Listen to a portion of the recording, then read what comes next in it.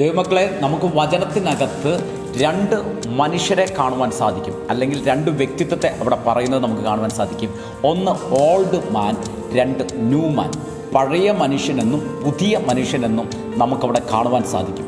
പഴയ മനുഷ്യനെക്കുറിച്ച് എഫേസ്യ ലേഖനം 4-ാം അധ്യായം അതിൻ്റെ 22-ാമത്തെ വാക്യം ഇങ്ങനെയാണ് പറയുന്നത്: അത് മുമ്പിലത്തെ നടപ്പ് സംബന്ധിച്ച് ചതിമോഹങ്ങളാൽ വഷളായി പോകുന്ന പഴയ മനുഷ്യൻ. പലതരത്തിലുള്ള ലോകമോഹങ്ങളാലും പഴയ പാരമ്പര്യത്തിനാലും ചതിക്കപ്പെടുന്ന മോഹങ്ങളാലും വഷളായി പോയിരിക്കുന്ന ആ പഴയ മനുഷ്യൻ. എന്നാൽ വചനം അവിടെ പറയുക, ആ പഴയ മനുഷ്യനെ നമ്മൾ ഉപേക്ഷിക്കുക.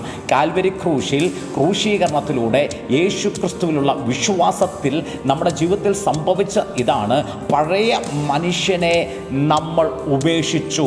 ചതിമോഹങ്ങളാൽ വഷളായി പോകുന്ന, മുമ്പിലത്തെ നടപ്പ് സംബന്ധിച്ച് വഷളായി പോകുന്ന പഴയ മനുഷ്യൻ ഉപേക്ഷിക്കപ്പെട്ടു. ഇന്ന് അത് തിരിച്ചറിഞ്ഞ് ഇങ്ങനെ ലോകപ്രകാരം നടന്ന ആ പഴയ മനുഷ്യനെ ഞാൻ ഉപേക്ഷിച്ചിരിക്കുന്നു. എന്നാൽ ന്യൂ മാൻ, പുതിയ മനുഷ്യനെക്കുറിച്ച് ഇവിടെ വചനം പറയുന്നു. ഉള്ളിലെ ആത്മാവ് സംബന്ധിച്ച് പുതുക്കം പ്രാപിച്ച മനുഷ്യനാണ്. സത്യത്തിൻ്റെ ഫലമായി നീതിയിലും വിശുദ്ധിയിലും ദൈവാനുരൂപമായി സൃഷ്ടിക്കപ്പെട്ട മനുഷ്യനാണ്. ദൈവമക്കളെ, ഇതെന്നോടുള്ള ദൈവിക വചനമാണെന്ന് തിരിച്ചറിഞ്ഞ് ഇന്ന് ആരൊക്കെ അതിനെ സ്വീകരിക്കാൻ തയ്യാറാ?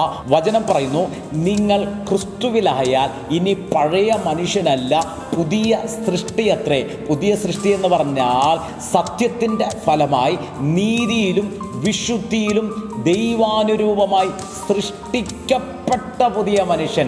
ഇന്നത്തെ പ്രൊഫറ്റിക്കൽ വേർഡിനെ ഞങ്ങൾ ഡിക്ലെയർ ചെയ്യുന്നു: നിങ്ങൾ ഇൻ ക്രൈസ്റ്റിൽ വന്നപ്പോൾ, നിങ്ങൾ ക്രിസ്തു യേശുവിൽ വന്നപ്പോൾ, നിങ്ങൾ സത്യത്തിൻ്റെ ഫലമായി നീതിയിലും